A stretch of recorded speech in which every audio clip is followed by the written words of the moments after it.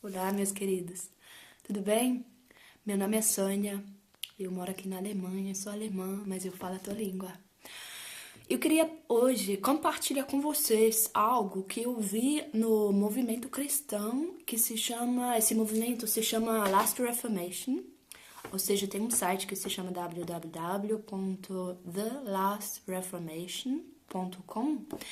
E nesse movimento eu vi um vídeo que me impactou bastante, que é um vídeo, assim, esse vídeo mostra uma forma de pregar o evangelho, uma forma bem simples e ao mesmo tempo poderosa, que tipo resume a Bíblia do início até o fim.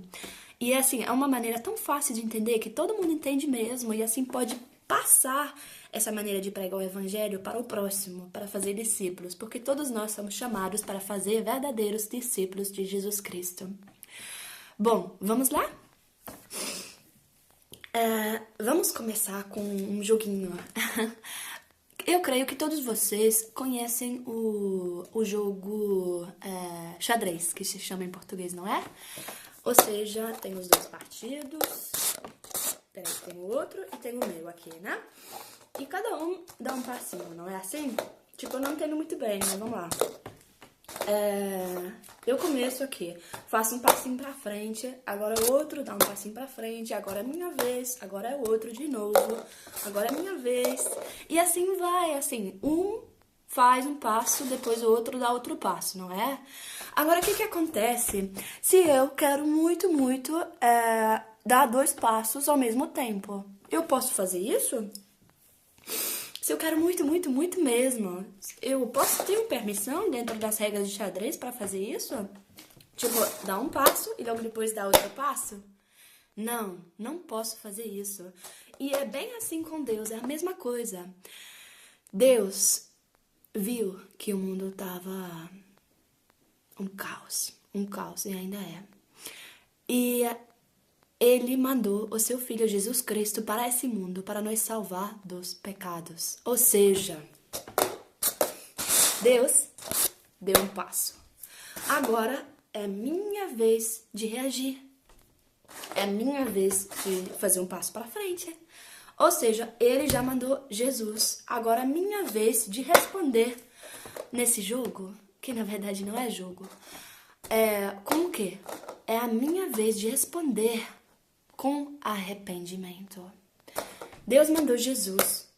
Agora é minha vez de pedir perdão a Jesus para que ele possa me perdoar. Ou seja, é um depois do outro, um depois do outro. Muitas vezes tem gente que fica falando: "Oh, Deus, me mostra que você é real, me mostra que realmente existe. Faz alguma coisa. Eu tô aqui, faz alguma coisa." Mas na verdade, Deus já fez, ele já fez o passo dele, ele já mandou Jesus. E é nossa vez, é a tua vez de fazer o teu passo. No início, Deus criou. No início, Deus criou duas árvores. Ele fez a árvore da vida e a árvore do conhecimento do bem e do mal. Ele fez Adão e ele fez Eva. Adão, no início, estava tudo bem nesse mundo, estava tudo bem. Não tinha doenças, não tinha morte, não tinha guerras, não tinha briga, não tinha roubo, não tinha divórcio, não tinha nada dessas coisas ruins. Ou seja, estava tudo bem. E Adão e Eva andavam juntinhos com Deus, juntinhos. Eles tinham comunhão com Deus todos os dias. Deus veio com a presença dele no jardim para estar com eles. Eles podiam ouvir a voz de Deus. Tinha comunicação entre Deus e Adão e Eva, ou seja, eles estavam abertos, não estava assim não, estava assim, abertos para Deus. E, desculpa, eu tô um pouquinho resfriada aqui. Ok. Ou seja, tinha essa árvore da vida e Adão e Eva podiam comer dessa árvore da vida e assim eles tinham vida para sempre, vida eterna, através de ficar comendo dessa árvore da vida. E, e era proibido comer dessa outra árvore do conhecimento do bem e do mal. E por que era proibido? Por que tinha alguma coisa proibida? Ok, vamos lá. Imagina que você é homem e você é meu marido. Eu desejo muito que você me fale, Sônia, eu te amo. Então é pra você falar, Sônia, eu te amo. Eu quero que você fale. Você foi feito para falar isso pra mim? Tipo, você foi criado para falar automaticamente, Sônia, eu te amo? Ou você me fala isso através do seu livre-arbítrio? Através da sua vontade, através da sua decisão de decidir. Sônia, eu te amo, eu vou te amar, eu vou te falar isso também com as minhas palavras, não somente com as atitudes, mas também vou declarar com a minha boca, Sônia, eu te amo. E, ou seja, é assim com Deus. Deus quer que a gente ame Ele, que a gente tome a decisão de amar Ele e ao mesmo tempo de obedecer a Ele, porque isso é o verdadeiro amor. Aqueles discípulos que amam Jesus obedecem a Ele. E assim Deus queria que Adão e Eva respeitassem Ele através de não tocar naquela árvore, através de obediência. Ou seja, bom, essas duas árvores foram feitas e Eva comeu da árvore, que era proibido comer. Logo entrou o pecado no mundo. E isso que foi o pior, o mais grave. O pecado entrou no mundo. E de repente, Adão e Eva não eram abertos mais para Deus. Fechados. Por quê? Por causa do pecado que entrou no mundo. E de repente, eles foram expulsos do Jardim Éden. E por que eles foram expulsos? Eles podiam comer da árvore da vida o tempo todo e assim receber vida eterna, vida para sempre. Mas daí entrou o pecado no mundo e através de ter pecado e ficar comendo da árvore da vida para sempre, assim sempre ia existir o pecado. Esse foi o problema. O pecado para sempre. Se Adão e Eva continuam comendo da árvore da vida para sempre. Por isso que eles foram expulsos do jardim. Depois eles tiveram filhos, e mais filhos. E mais filhos. E mais gerações. E todos eles fechados para Deus. Todos fechados. E por que estavam todos fechados? Por causa do pecado dentro de todos. E a Bíblia fala que todos são pecadores. Todos pecaram.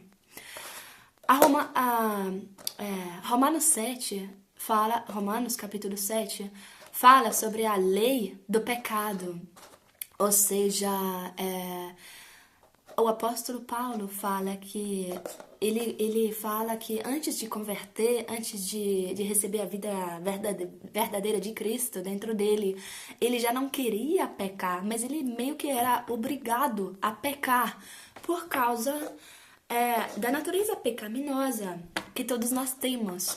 Ou seja, ele fala que ele não queria pecar, mas havia algo maior dentro dele que fazia ele pecar, uma força maior, algo maior dentro dele. E essa é a lei do pecado, a força do pecado. E isso somente pode ser quebrado através do perdão de Jesus e através do Espírito Santo dentro de nós. O problema que nós temos hoje em dia é que nós comparamos para tentar descobrir como somos, nós comparamos com o nosso próximo. Por exemplo, eu me comparo com as minhas amigas e penso assim: ah, Sônia, você não é tão ruim assim não. Olha que ela faz uma coisa bem pior. E a outra aí também, nossa, o que ela aprontou já na vida, você não é tão ruim assim não.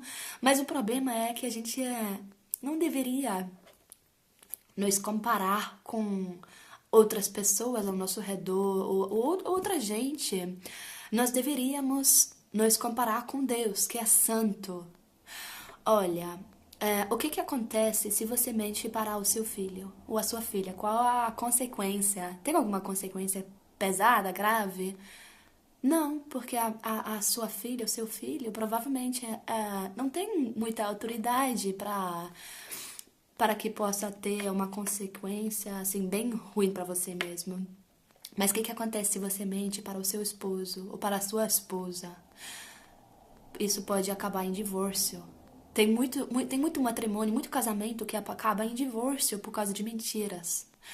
Agora, o que acontece se você mente para o seu chefe de trabalho? Você pode ser demitido. E o que acontece? Desculpa. O que acontece se você mente para o juiz? Você pode parar na cadeia, você pode ficar preso. Você tá entendendo que as consequências das coisas que a gente apronta, das coisas que a gente faz errado, que a gente faz mal, sempre depende do nível de autoridade que a outra pessoa tem. Agora imagina Deus, que tem toda a autoridade. Toda a autoridade. E na verdade, quando você mente, quando você rouba, quando você faz qualquer coisa errada, você automaticamente você faz isso contra um Deus santo, contra um Deus perfeito, contra um Deus bom, que tem toda a autoridade. E se você não é de Cristo, se você não obedece aos mandamentos de Cristo, você vai ser julgado. Você vai ser julgado. Quando você morrer, você vai ser julgado por todas as coisas ruins que você já fez nessa vida. Imagina se eu fizesse um filme sobre a tua vida, com todas as coisas ruins que você já fez nessa vida tua. Com todas as coisas ruins. Todas as vezes que você mentiu. Todas as vezes que você pegou algo de alguém que não é seu. Todas as vezes que você falou mal de outras pessoas. Todo tipo de pecado que a gente consegue imaginar. Pecado contra o nosso próprio corpo. Qualquer tipo de pecado. Imagina se eu fizesse esse filme e se eu mostrasse esse filme para os teus queridos, para os teus melhores amigos, para a tua família. Um filme sobre todas as coisas ruins, não sobre as coisas boas. Porque assim vai ser quando Deus julga. Vocês não vão ficar falando sobre as coisas boas que você já fez. Vai ser sobre as coisas más. Mas, graças a Deus, Deus mandou a solução. Em João 3,16, fala assim: porque Deus amou o mundo de tal maneira que Ele mandou o seu Filho unigênito, para que todo aquele que crê nele não pereça, mas tenha a vida eterna. Ou seja, Deus viu como o mundo estava em grande caos, como o pecado acabou com tudo. E Ele mandou Jesus Cristo. E a grande diferença entre Jesus e você e eu é que Jesus tem uma natureza divina. Ele não tem a nossa natureza humana, ele tem a natureza divina. E Jesus Cristo, ele foi batizado no Espírito Santo. Jesus não era fechado para Deus. Ele não tinha pecado como nós.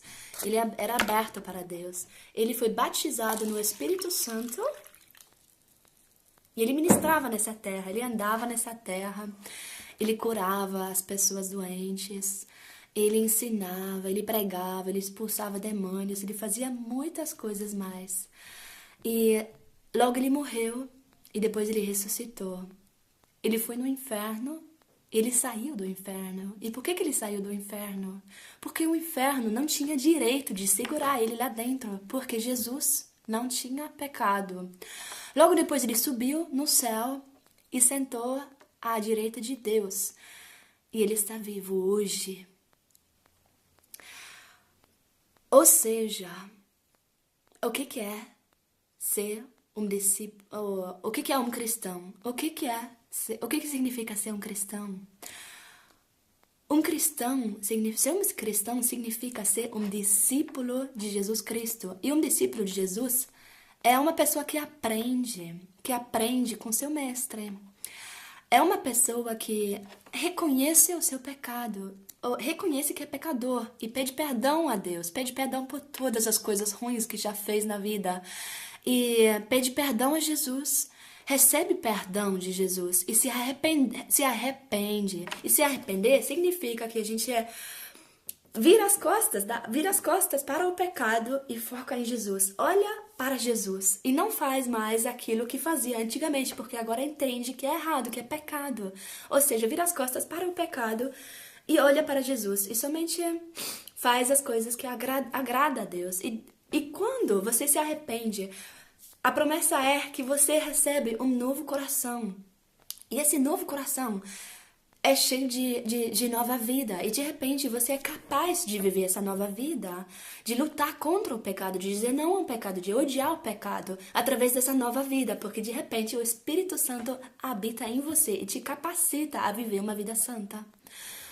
Mas não é suficiente somente se arrepender, dizer não aos pecados e não fazer mais, receber o perdão de Deus. Você precisa fazer mais coisas, porque o seu corpo ainda é o velho corpo e você tem que batizar rapidamente nas águas. É muito importante batizar rápido, depois de realmente se arrepender, porque esse corpo ainda pertence, ainda é o velho corpo, ele tem que ser lavado dos pecados, é isso que a Bíblia fala. E se você olha bem para a Bíblia, você vê que na Bíblia, todas as pessoas que chegaram a ter fé, que queriam ser discípulos de Jesus, foram batizados no mesmo dia. Isso é impressionante, porque isso aí você vê raramente hoje em dia. Se você realmente entendeu de que se trata o Evangelho, se você deseja viver essa nova vida com Cristo, e se você se arrependeu, você pode ser batizado no mesmo instante nas águas. A Bíblia fala que somente existem dois tipos de pessoas, dois tipos de homem. Existe homem que pertence a Adão e existe homem que pertence a Cristo. Depois de batizar, você morre como Adão, como pessoa, como homem, e você ressuscita e pertence ao mesmo tempo a Cristo. Você deixa o velho corpo, a velha natureza, o velho homem e levanta e faz parte de Cristo. E de repente você não pertence a esse mundo mais, você pertence ao céu. Você não é desse mundo mais, você vive aqui, mas você não é daqui. Em Atos, no livro de Atos, capítulo 2, versículo 38 e 39, a gente lê que lá tem Pedro, o Espírito Santo acabou de ser derramado e Pedro explica para as pessoas, para uma multidão de gente, ele explica que, na verdade, ele abre os olhos do povo, ele mostra para as pessoas com as palavras dele que foram os próprios judeus que crucificaram o próprio Jesus, o Messias prometido. E as pessoas se assustam e perguntam a ele, mas Pedro, o que é para fazer agora? Irmãos, ele pergunta a Pedro e os outros apóstolos, irmãos, o que é para fazer agora? E deixa eu ler isso para você rapidão. Que faremos, irmãos? Pergunta a multidão. E respondeu-lhes Pedro, arrependei-vos e cada um de vós seja batizado em nome de Jesus Cristo para a remissão dos vossos pecados e recebereis o dom do Espírito Santo. Ou seja, arrependei-vos e assim você recebe o novo coração e a nova vida de Jesus Cristo. O Espírito Santo habita no seu coração, em você. E logo, o segundo passo é, seja batizado em nome de Jesus para a remissão dos pecados. Para a remissão dos pecados. E logo depois tem a promessa de receber o Espírito Santo. E isso é receber o Espírito Santo sempre acompanhado através de falar em línguas estranhas e profetizar. Agora, mais uma coisa para finalizar aqui, é muito importante. Isso aí é tremendo demais. A Bíblia começa em Gênesis falando dessa árvore da vida, que já falamos sobre essa árvore que dá vida eterna, através de ficar comendo dela, você recebe vida eterna. Agora, no último capítulo, no último livro da Bíblia, que é Apocalipse, no último capítulo, capítulo 22, o escritor o João fala de novo dessa árvore da vida. Deixa eu ler para vocês. No versículo 14 fala assim: Bem-aventurados aqueles que lavam as suas vestiduras no sangue do Cordeiro, para que lhes assista o direito à árvore da vida e entrem na cidade pelas portas. De novo. Bem-aventurados aqueles que lavam as suas vestiduras no sangue do Cordeiro, que aceitam Jesus, que vivem com Jesus nessa terra, para que lhes assista o direito à árvore da vida. Ou seja, se você vive a sua vida com Jesus, se você faz tudo o que ele fazia, se você realmente é um verdadeiro discípulo de Jesus Cristo, você recebe de volta esse direito a ficar comendo da árvore da vida. Como era com Adão e Eva no jardim, eles ficavam comendo da árvore da vida. E essa promessa é para nós, se a gente continua fiel até o fim nessa terra. A gente um dia vai dobrar o braço assim e vamos ficar comendo de novo dessa árvore da vida. Ou seja, tem essa árvore da vida no início e até o fim da Bíblia. Tá vendo como tudo faz parte, como tudo vai se encaixando? Glória a Deus. Ou seja, vamos resumir rapidão. No início era tudo tudo bom mesmo. Daí entrou o pecado no mundo. O pecado entrou no mundo e as pessoas estavam fechadas para Deus. Não havia solução para os homens para estar com Deus. Por quê? Porque o homem pecou. E o problema era que o pecado teria ficado para sempre no mundo se os homens teriam continuado a ficar comendo a árvore da vida. Mas por isso os homens foram expulsos do jardim. Jesus veio, ele morreu e ele ressuscitou. E de repente a gente não pertence àqueles nós que pertencemos a Jesus. A gente não pertence mais ao homem, mas a gente pertence a Cristo. A gente não pertence a esse mundo mais. Se a gente fica fiel até o fim nesse mundo, fiel a Cristo, a gente vai ficar comendo da árvore da vida. E Deus vai criar os novos céus e a nova terra. Mas se você não nasceu de novo, você vai ser julgado e você vai para o inferno. E não porque Deus é mau, mas porque você é mau. Somos maus quando não temos Cristo dentro de nós. Existe essa lei do pecado. Mas Deus te ama tanto, tanto, tanto. E Deus mandou seu Filho para esse mundo porque Ele te ama. Porque a solução para você e para mim é Jesus Cristo. Deus quer te perdoar. Ele quer que você se arrependa, que você seja batizado na água e no Espírito. Ele não quer que você seja escravo do pecado mais. Ele quer liberdade total, liberdade verdadeira dos pecados em Jesus Cristo. Se você quer ler mais sobre isso, leia capítulo 6 de Romanos.